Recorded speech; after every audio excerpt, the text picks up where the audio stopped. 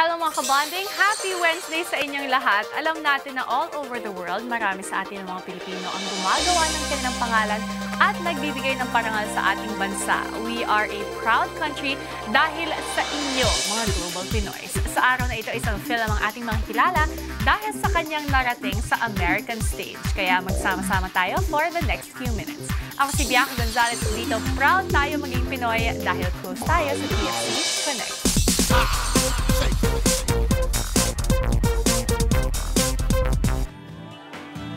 Last month, itinanghal ang Filipino Tony Award winner na si Lea Salonga bilang Disney legend dahil sa kanyang boses sa Aladdin at Mulan. At kamakailan din ay biglang nakilala ang pangalang Ana Maria Perez-Tagle dahil sa kanyang role sa Hannah Montana at sa remake ng Fame.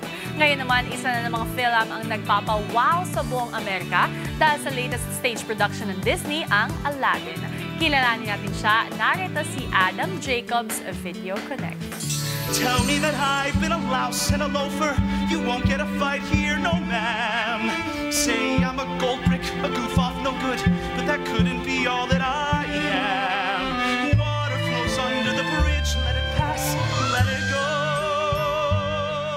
Pinanganak sa California, ngunit ang kanyang inang si Abby Sorio ay nagmula sa Binalonan, Pangasinan. 5 years old pa lang ay nahilig na sa musika itong si Adam.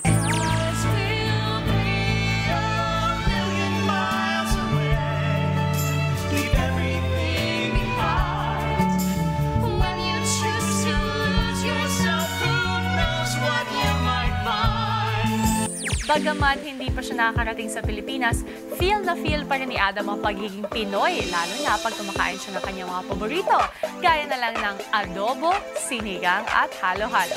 Nakilala si Adam na siya'y magbida sa Les Miserables, kung saan nakasabayan niya si Lea Salonga at ang isa pang Pinoy na si Ali Ewong. At ang latest kay Adam ay ang Aladdin nga na ipapalabas live sa Seattle, Washington na siguradong aabangan ng mga Pilipino dito.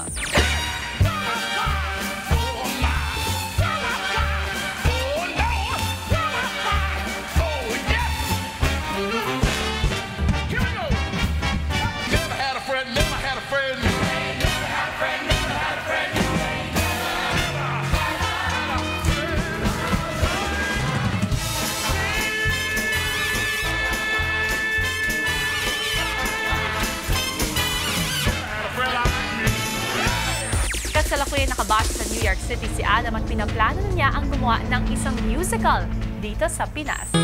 Mom, I will try hard to make you proud of your boy.